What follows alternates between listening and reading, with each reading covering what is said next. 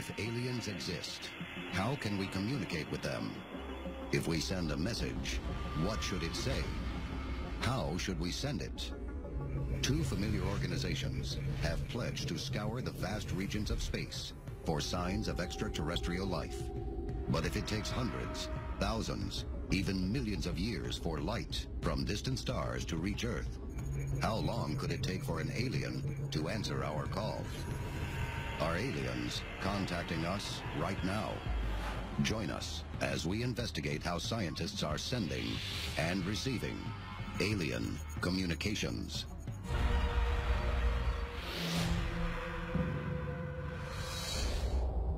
A global effort has begun. Secret files hidden from the public for decades, detailing every UFO account, are now available to the public. We are about to uncover the truth behind these classified documents. Find out what the government doesn't want you to know. Unsealed. Alien Files. Exposing the biggest secret on planet Earth. For thousands of years, we have wondered if we are alone in the universe. Today, we may have the technology to answer the question. But the scientific search for extraterrestrial intelligence began in the late 1950s with the birth of SETI. SETI stands for Search for Extraterrestrial Intelligence. And these are radio astronomers who believe that if there are civilizations out there, the best way to detect them will be listening for radio signals that they've either sent inadvertently just through things like television and radio like we have, or as a deliberate attempt to try to make contact. Communicating with aliens is their prime goal, and they regularly listen for and send messages in the hopes of making contact. Their effort to try and detect radio waves is done through radio astronomy. There are very powerful radio telescopes here on Earth that essentially are tasked to scan the skies, look for some type of signal of some kind that differs from what you naturally see in the universe. But what is a radio wave? Why are they important? And where are they coming from? Everything that you see by looking up gives some type of radio wave or radio signature to it, and it's different across the board. A planet or an exoplanet is going to give off a different radio wave and radio signature than a quasar or a nebula or a galaxy. We are spinning through an infinite universe, so capturing the radio waves of an alien species is not as easy as it sounds. Unfortunately, it's like looking for a needle in a stack of needles. You have so many radio waves out there that are naturally occurring. You have to figure out which one sticks out that shows that it's intelligent. Celestial bodies with magnetic fields produce radio waves, and this electromagnetic radiation has different frequencies. Scientists can tell by looking at these different frequencies what these different objects are. Unsealed case file. The Arecibo message. November 16th, 1974. Puerto Rico. In 1974, scientists developed a message, or a radio signal, that we were going to broadcast from the Arecibo radio telescope out into the cosmos in hopes that somebody was listening. This was the idea of the astronomer Frank Drake. And what he did is he used prime numbers to send a binary message. So you could actually, if you ever picked up this signal, you could decide to decode it one of two ways, white-black or black-white. The message depicts vital information about Earth. This was a diagrammatical representation of the Arecibo telescope itself, human beings, and again some basic information about planet Earth and life on Earth. The message is sent to a distant star cluster known as M13, but critics claim there is a problem with this methodology. We were going to beam this message to a star system that was 21,000 light years away. Just assume for a moment that somebody was listening. But we weren't going to know until 21,000 years later. Now that is a pretty long time to wait, but now add in the fact that they want to respond. It would take them 21,000 years to then beam that message, assuming that that will travel at the speed of light, back to us. It will take a full 42,000 years to then just say hello. But there is another, more disturbing reason that has some experts concerned. Many people at the time said that the Arecibo message was highly irresponsible. Indeed, the Astronomer Royal in the UK described it as a scientific suicide note. And he said that we ought not to be drawing attention to ourselves in this way and making ourselves known to civilizations that might be orders of magnitude more powerful than us and perhaps hostile. Coming up, NASA attaches more vital information about Earth to space probes and then launches them toward an unknown destination.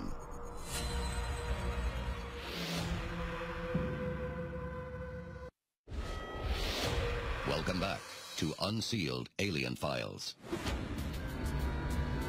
Scientists searching for extraterrestrial intelligence in the universe are sending and listening to radio messages from deep space. But in the 1970s, leading astrobiologists of the day decide to try a different approach. Unsealed case file, Pioneer 10. March 2nd, 1972, Cape Kennedy, Florida. NASA launches the Pioneer 10 space probe. It's an historic event. Pioneer will become the first probe to travel the outer planets. The first to travel through the asteroid belt. And the first man-made object to enter interstellar space. But there is something else on board that is also a first.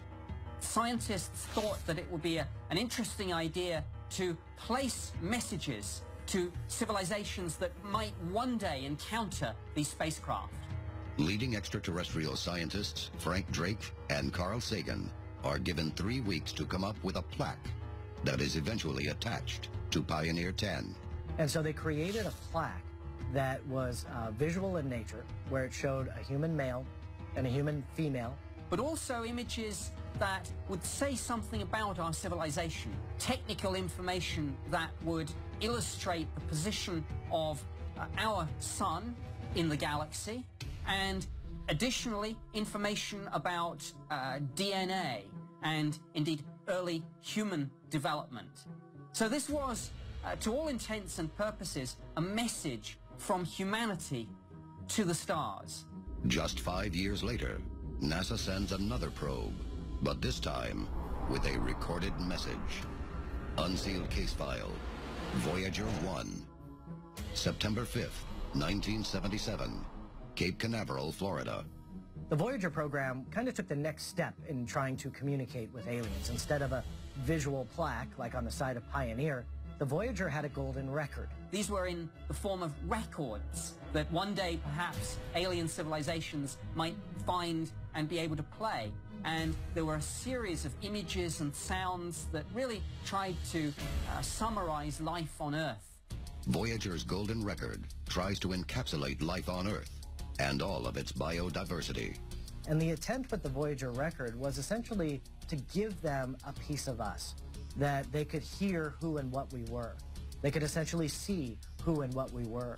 They could understand the life that could be found here on planet Earth. They could find planet Earth. These were scenes from everyday life, music, but also just really, I suppose, a testament to planet Earth and the human race, who we are.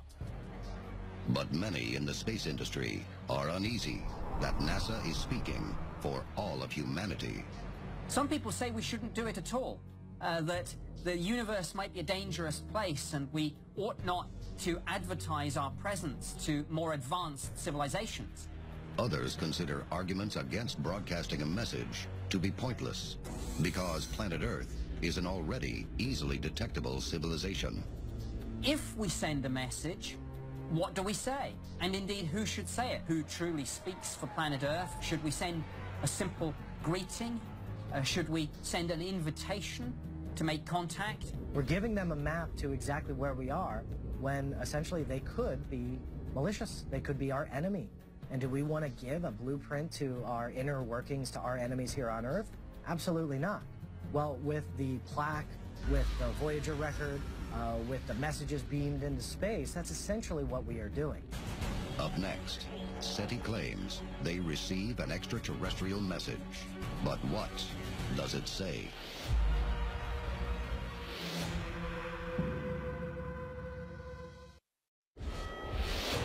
Welcome back to Unsealed Alien Files.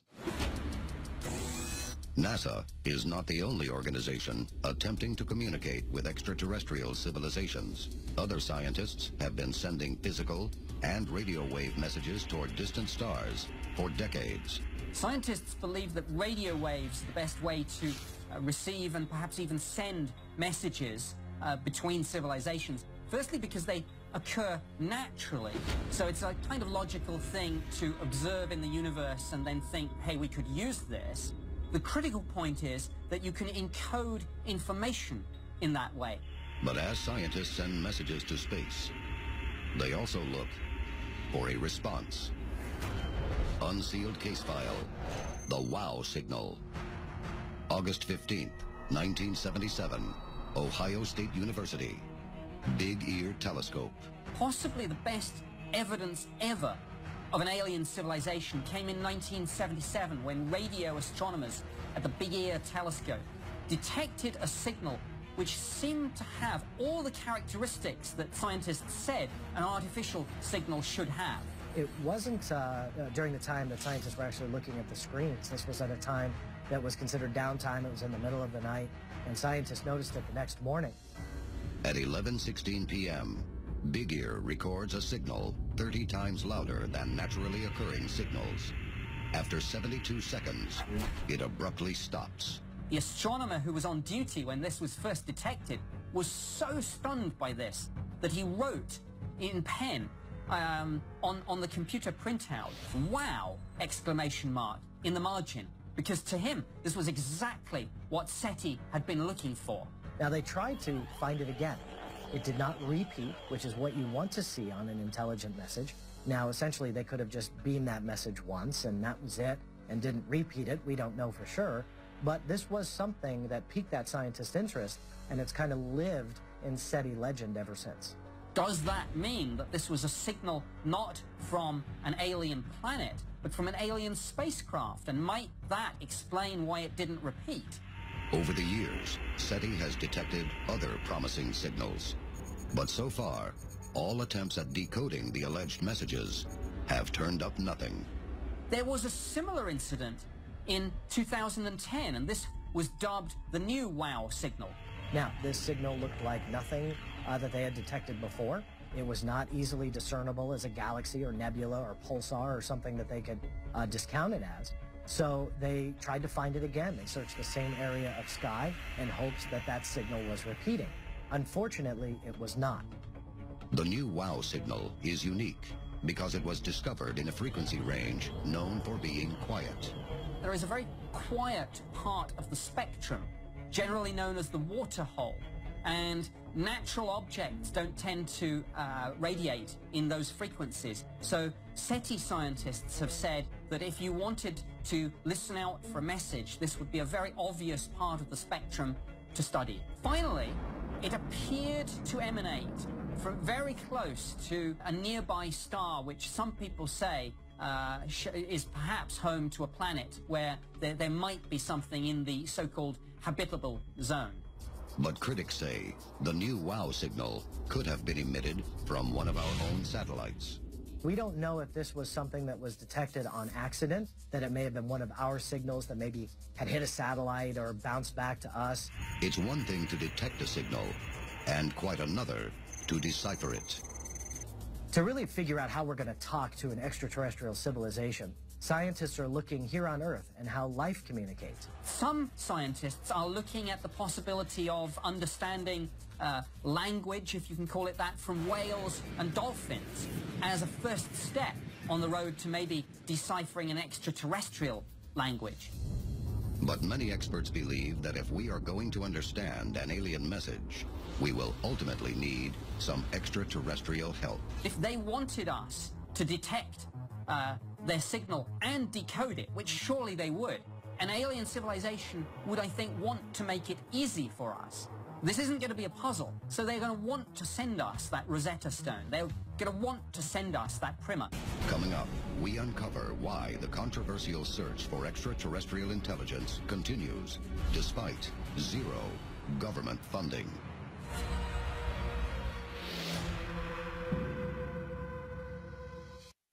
Welcome back to Unsealed, Alien Files. Scientists all over the world are actively searching the skies for alien civilizations. But why has there been no breakthrough communication with an extraterrestrial intelligence? In 2003, the Hubble Space Telescope performed an astounding study. The Hubble trained its camera on a small pinpoint-sized spot in the sky that was essentially dark. Scientists believed that there was possibly nothing there. The Hubble Space Telescope's ultra-deep field study found an estimated 10,000 galaxies. When you look at the photographs and you understand just what you are looking at and how massive just that pinpoint is, you realize how astronomical, pardon the pun, our universe truly is. That proves beyond any shadow of a doubt, finding intelligent life in this universe is going to be nothing but luck. SETI scientists consider the apparent silence from the cosmos not a sign of failure. It's exactly what they would expect, but the technology, they say, is now approaching the point where if there are civilizations out there, they would expect to pick them up within the next few years. But many scientists also contend that finding intelligent life in the universe probably means they will be more advanced than us. And that may be one of our biggest problems. There's an irony about a civilization that as it progresses, it might become not louder, but more quiet. We see this with the transition from analog to digital technology. Actually, digital produces far less of a radio signature that would be detectable across interstellar distances. Advanced alien civilizations may be hard to detect with conventional radio waves, unless, like us, they are trying to communicate on purpose. The logical beacon is a sequence of prime numbers. The chances of this occurring naturally are, of course, infinitesimally small. So if you pick up a radio signal that's a sequence of prime numbers, that screams to you there's a civilization out there, and they're trying to get our attention. Maybe one day, in the not-too-distant future, one of our signals will be heard by an alien civilization. Critics of SETI say, come on, this is an organization packed with really super intelligent scientists. They've been looking for decades and they've found nothing. The search really has only just begun. This is Unsealed, Alien Files, exposing the biggest secret on planet Earth.